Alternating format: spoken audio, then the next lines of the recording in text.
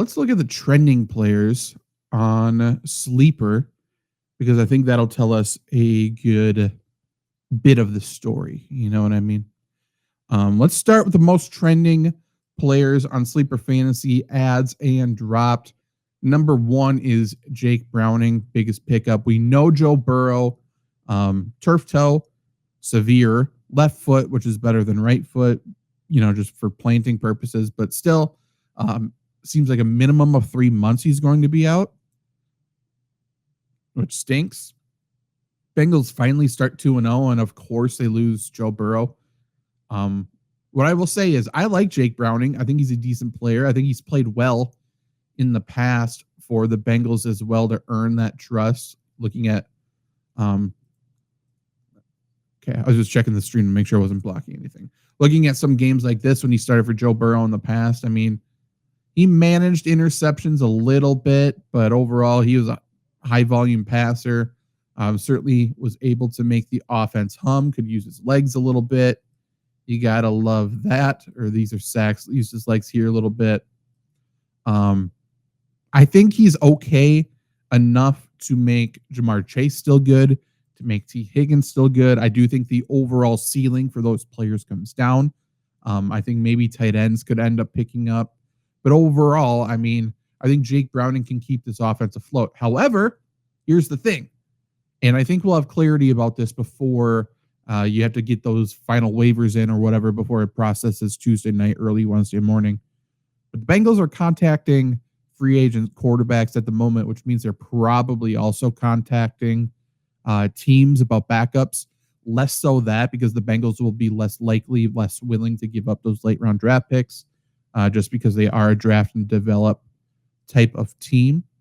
But I don't know. Maybe we'll go over some of the top free agent quarterbacks in a video or something like that. I don't know who they would pick up. I don't know if they call a Ryan Tannehill or I honestly don't know. I don't know if there's a better option out there for fantasy purposes than Jake Browning because we've already seen what Jake Browning can do. So hopefully he just stays there. Would I overbid for him? Probably not.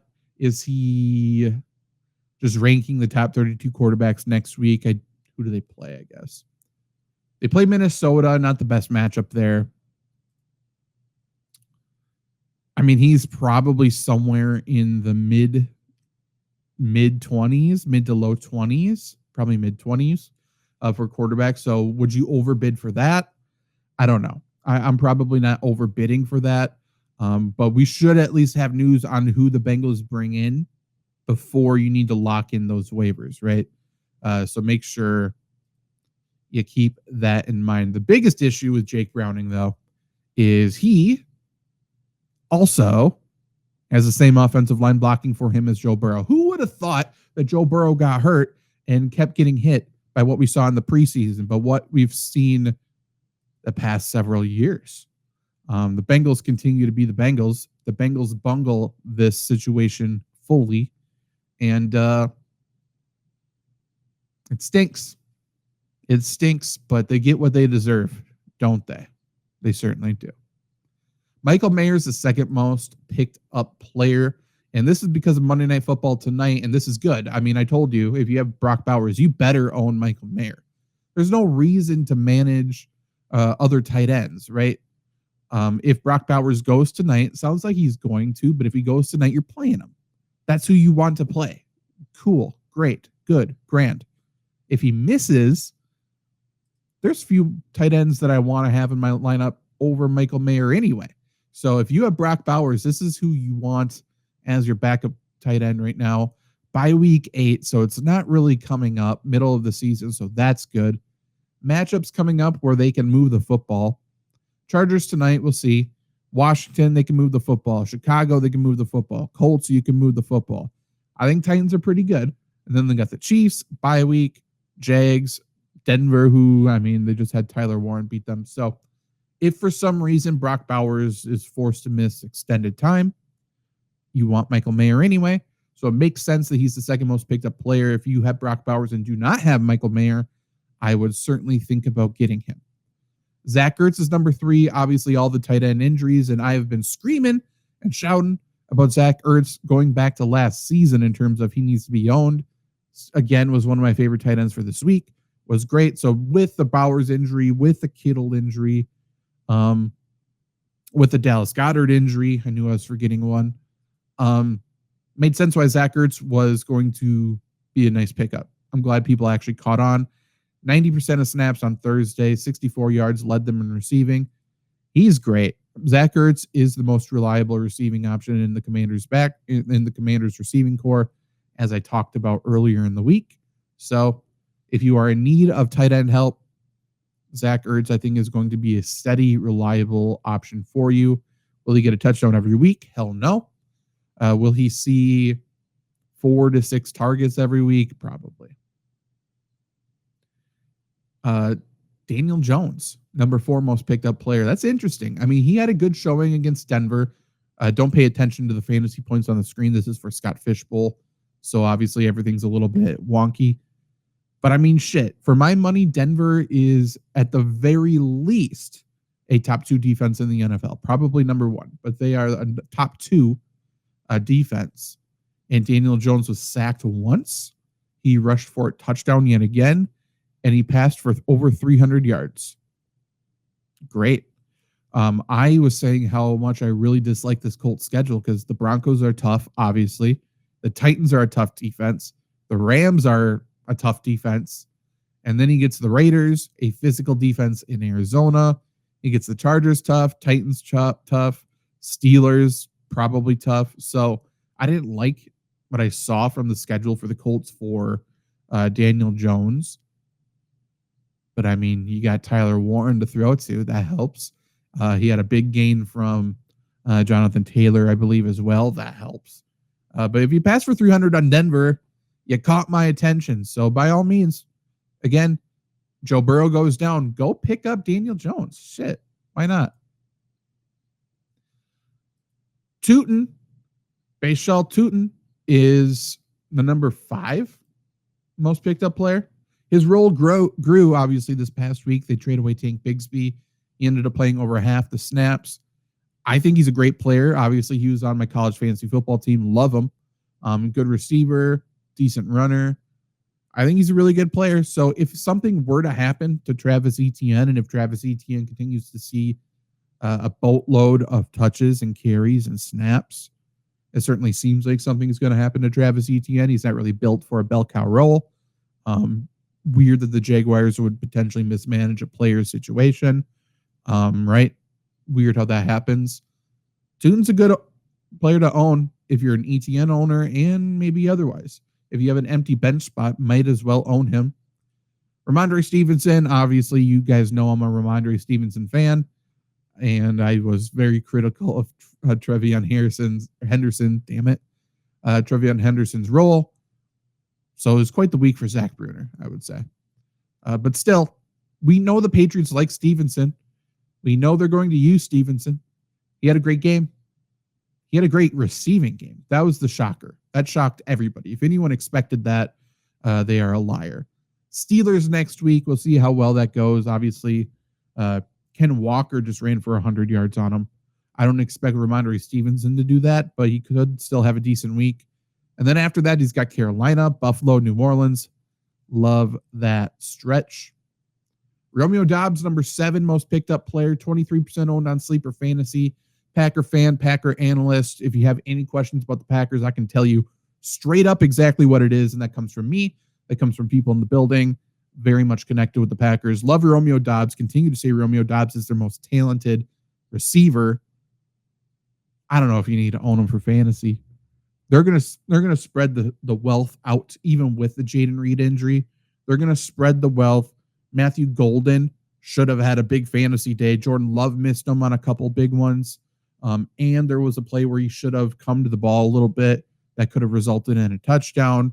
So opportunity is certainly there for Matthew Golden to explode. Romeo Doubs is great. Romeo Doubs' best skill set is adjusting to the ball midair, especially because Jordan Love is extremely inaccurate as a passer. So Jordan Love underthrows that nice deep ball. Romeo Doubs adjusts to it, typically gets his head taken off, and that's why he looks like a bobblehead out there. So how long will Romeo Doubs hold up? I'm not sure. Is he worth owning? Probably not. He's just going to be inconsistent. Who cares? Troy Franklin. If you go to the snap count article, I'm not sure if I have the Broncos in here or if you have to become a member for the Broncos. You might have to become a member. You do. But it's worth it. I'm telling you. I tell you what. That's my Hank Hill impression. Pretty good, huh? Week 1, Troy Franklin, Marvin Mims split that wide receiver 2 role. Week 2, Troy Franklin plays every snap, leads the Broncos in receiving, and looks damn good. And we know the connection between him and Bo Nix, obviously going back to college. We'll see if Troy Franklin has the trust of Sean Payton. He already has the trust of Bo Nix. We know his talent level. There's a real chance Troy Franklin is going to be valuable for fantasy football. There really is. And he's built more for that wide receiver 2 outside role than Marvin Mims is. Just, it is what it is. I think Marvin Mims is a good player, but if you're telling me to rank all the pickups right now, it depends on what you need, obviously, but shit. Ramondre needs to be owned. I mean, he should potentially be owned in 100% of leagues. But Troy Franklin, for my money, I mean, for sure more than Romeo Doubs, for sure more than Tootin, probably.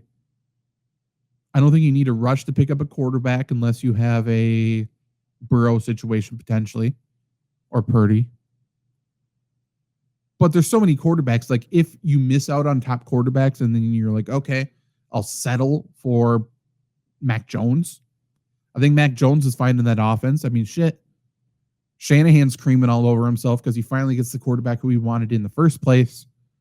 So if Mac Jones goes crazy, Purdy doesn't get rushed back. You know what I mean? But yeah, I think Troy Franklin is potentially my number 1 pickup. I don't know. I guess this kind of turned into just the pickups portion of this. And I'll get to your question in a second, Alex. I just clicked back in, so I just seen that. But this is turning to the ad drop section here. There isn't a priority pickup this week. So it's very much what you need. And I don't think you need to overspend for anybody. At the moment, we still have 2 more games to play. However, Troy Franklin's up there. Like, he needs to be owned right now. He is very, very interesting to me. So if you make Troy Franklin your priority pickup, your number 1 pickup, I wouldn't blame you. I wouldn't blame you. I don't think it's a fluke. You know what I mean? So definitely give him a look. If you're hurting at wide receiver, maybe you were hoping to trust Stephon Diggs as your wide receiver 3, something like that. I think that's very possible for a lot of people. Maybe a Chris Olave, maybe somehow deeper league you're trusting a Josh Downs. I don't know. If you were trusting somebody to be a receiver for you and they're not performing, certainly go and check out Troy Franklin.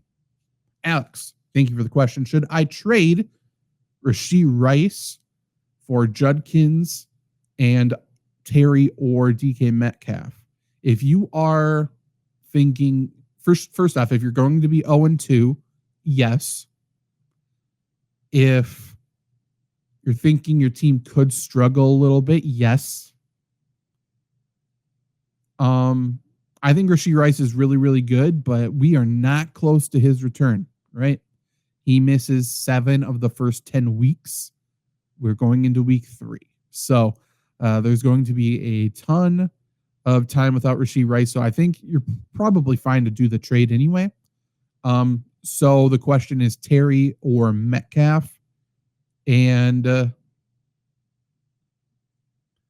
picking 2 players I've been very critical about during my entire career. I'm worried about Jane Daniels. He's for sure injured.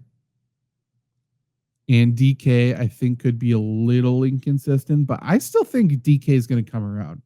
I think that Rodgers DK connection's good. So they didn't play a ton of snaps this week as well. So I think I would do the trade.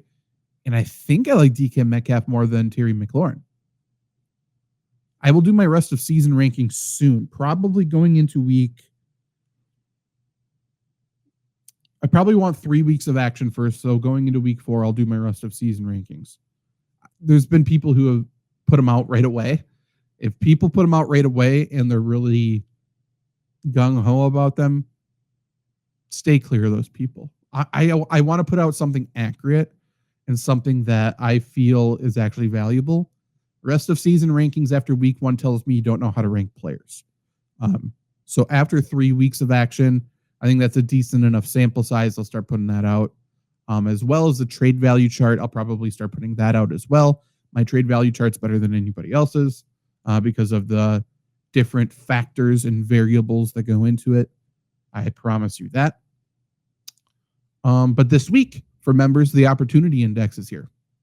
Opportunity Index comes out, and potentially the Boom Bust and Consistency rankings will be available as well. But for sure, rest of season rankings are coming, and that'll help with those trade questions as well. But yeah, I'll do the trade.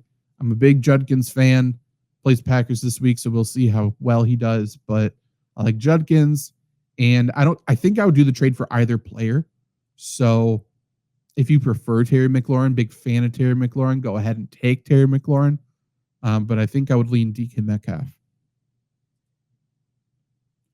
Other trending players, we got Matt Prater at kicker.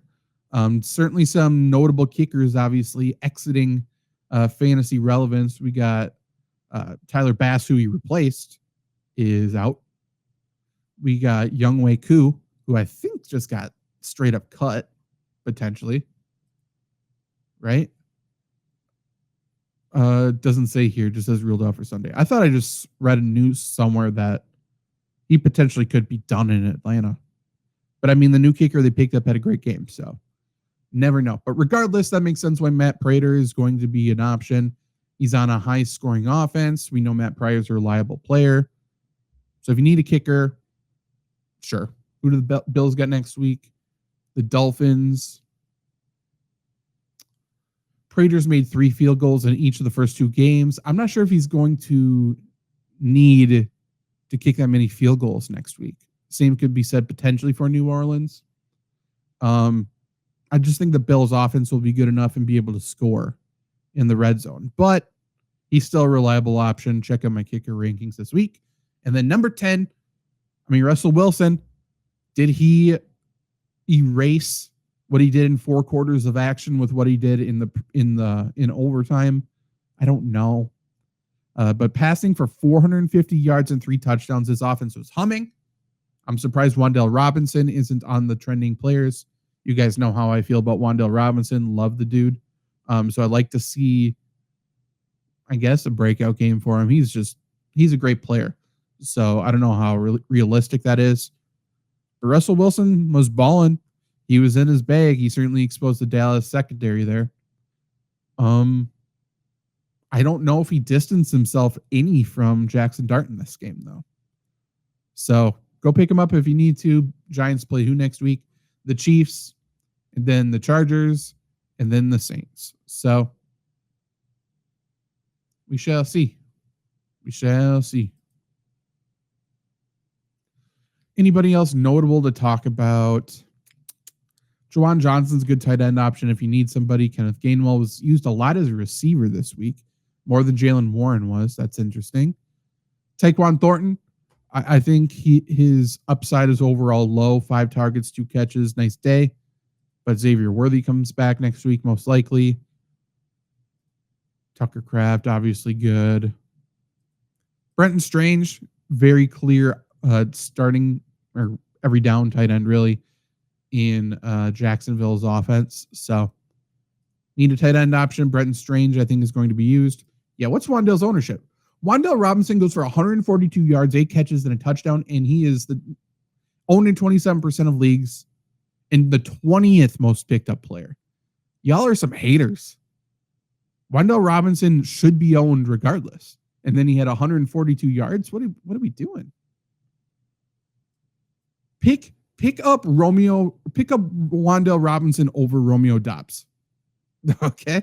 Why are we even considering Romeo Doubs, an offense that's going to spread the ball around to everybody, and Romeo Doubs is injury prone, whereas Wan'Dale Robinson is very, very good. He plays opposite of one of the receivers who draws the most coverage in Malik Neighbors, and the Giants play 3 wide receivers.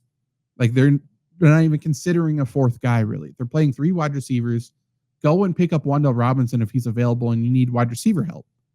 Why wouldn't you? Why is he below fucking Juwan Jennings, Brenton Strange, Tyquan Thornton?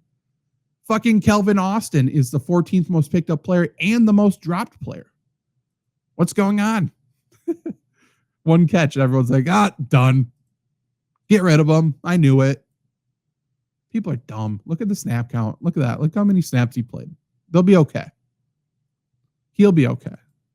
Everything will be okay. Relax. But yes,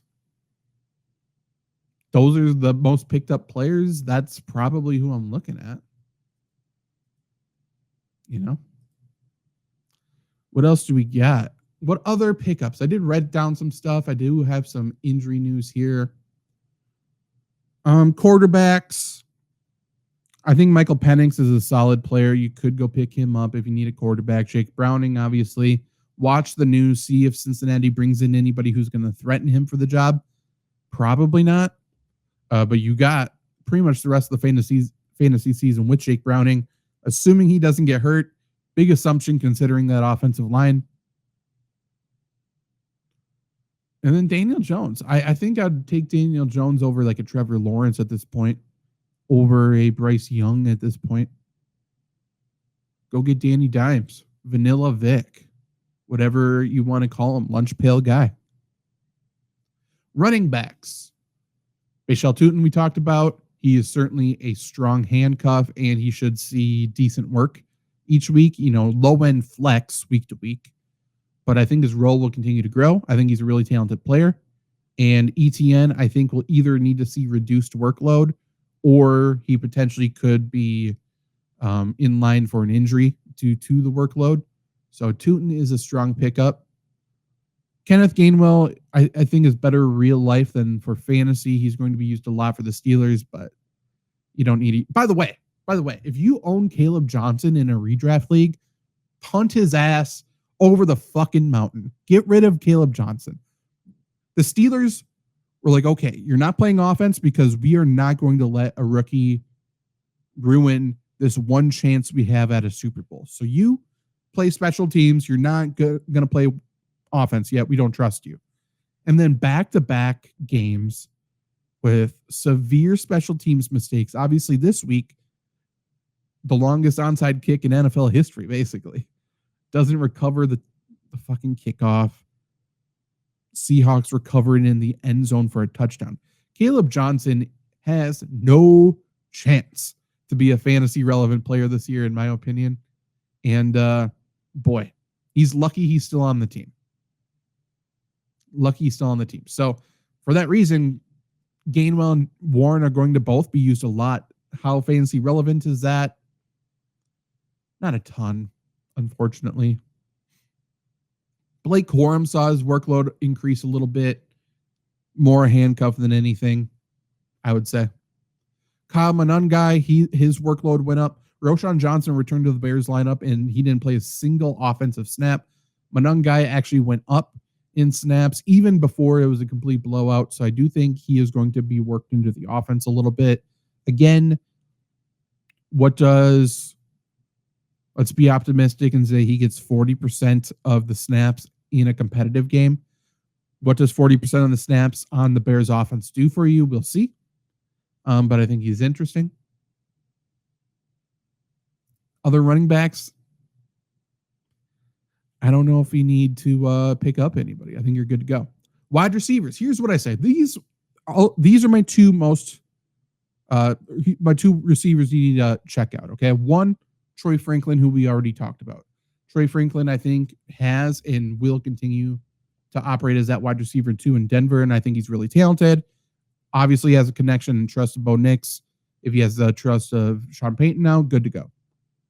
The number 2 one, and let me look to see what his ownership is on both websites. Talking Sleeper and ESPN Fantasy. But this is a guy who may not have been drafted and or a guy who may have been dropped. I'm talking Jordan Addison, who has served 2 of his 3-week suspension now. And I know the Vikings have not looked good, right? No doubt about it. That was bad last night. But I think another pass catcher helps. Their offensive line will get healthier and better. Once Darrisaw's back, they were missing their center. Vikings will be okay, I think. And I think Jordan Addison's going to be good. Owned in 83% of sleeper fantasy leagues, so certainly dropped in some, I would say. And on ESPN, he is owned in 77% of fantasy leagues. So if you play, wherever you play, just see if somebody dropped Jordan Addison. He was probably drafted, but he was dropped in some of my leagues. So definitely go see if you can grab Jordan Addison. You just have to hold on to him for one more week of suspended play, and then he is back against the Steelers. Steelers, Browns, and then a bye. That stinks that he has a bye right away after the suspension, essentially. But out this week, Steelers, Browns, out. Eagles, Chargers, Lions, Ravens, Bears. So he will be good to go. He will be fantasy relevant. So those are my 2 guys. I would pick up both of them over Romeo Doubs, obviously. People are making a little too big of a deal about Romeo Doubs, in my opinion, as a Packer analyst. So I like him as a player, not for fantasy. Kyle, swap Mims for Franklin. Yes. Want to shore up depth. Just dipped in. So behind. Any interest in Wicks or not? Not really. I think Wicks is more fantasy relevant on a per snap basis than Romeo Doubs, but good player. They're just going to spread the wealth around too much. No wide receiver in that offense is or will be consistent for fantasy this year, in my opinion. And that's the same thing I've been saying for, 5 years at this point, ever since Devontae left. And then Kupp, yeah. I mean, like I said in the snap count article last week and this week, own Cooper Kupp. He led them in snaps and routes in week 1. Everyone said he was washed and not good. I traded for him in multiple leagues, and look at that, 7 for 90, I believe. Will he do 7 for 90 consistently? No. Will he lead them in snaps when he's healthy? It seems like yes. So opportunity leads to productivity in fantasy football. Go and get Cooper Kupp. He can't be widely available. Is he owned in fewer leagues than Addison? No chance, right? Addison 77%, Kupp 84%, was dropped though in 6% of leagues last week. So I guess if you're playing with a bunch of doofuses, go see if you can pick up Cooper Kupp. Might as well. This week, the Seahawks have the Saints. They have Saints, Cardinals, Bucks, Jags, Texans. I like their schedule. And they don't have to play the Niners again until week 18, so we avoid that. Love that. Fantasy playoffs of Colts, Rams, and Panthers. Not the easiest first 2. I mean, Colts don't scare me.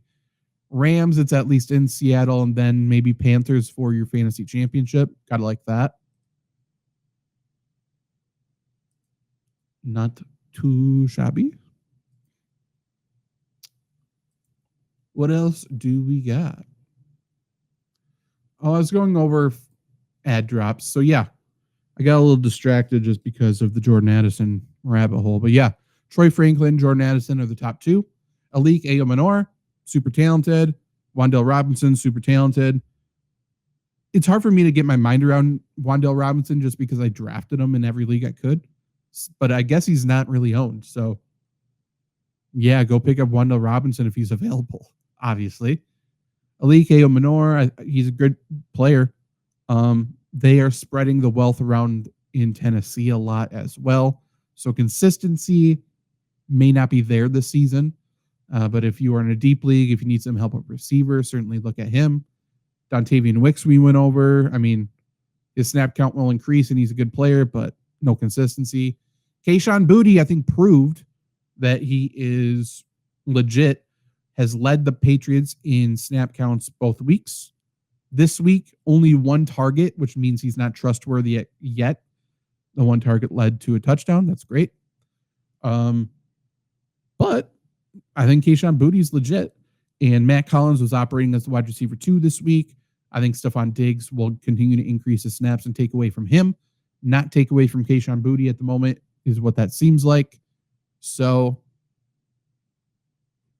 yeah, he's certainly a long-term ad there for sure. A lot of people who picked up Calvin Austin will drop him. If you were somebody interested in Calvin Austin week 1, you should be interested in Calvin Austin week 3. Plain and simple. If you are in a league where having Calvin Austin could be good for you, he could be played at some point for you, then pick him up. Last week doesn't mean a damn thing. Look at the snap counts. Look at overall team snap count. He'll be okay. Jalen Coker, I suppose, is coming back in week 5, I would say. Eligible to return after week 4. Yep. Okay, so week 5 probably back, if not week 6. Hunter Renfrow looked pretty good this week. For all Panthers players, don't look at the raw fantasy points. Just know that their numbers were inflated because they played. Again, look at the snap count article, but I believe 83 or 84 snaps total without overtime. So obviously all of their values inflated because of that. Hunter Renfrow's looked pretty good. And because of that, it worries me that him and Coker will split the slot snaps. So if you are a person who was interested in Jalen Coker, have been holding him in your IR slot or something, just stashing, rubbing your hands, waiting for him to come back. Coker's a good player, and maybe he could take over for Xavier Legette as well. But if you have another injury and someone to fill that IR slot, I would be more than willing to trade away Jalen Coker. I think he'll be okay, but I don't know. I don't have a ton of trust in it, just in terms of I just don't think there's a pass catcher in that offense who is going to be trustworthy week in, week out, other than Ted McMillan. And I don't trust Bryce Young to throw 55 passes in a game, potentially any other game for the rest of his career. So that is another thing. Tight end, I think that's it for wide receiver. Tight end, Harold Fannin Jr. continues to play a ton of snaps. He's a good player. And like I said last week, he's used everywhere. He's moved around a ton. In the snap count article, I go over this, but he played half of his snaps in the slot. He played, I think, only 40% of his snaps actually at tight end. He was in the backfield a little bit. He was out wide a little bit. So the presence of David Njoku doesn't mean anything because he's playing alongside David Njoku in a different position.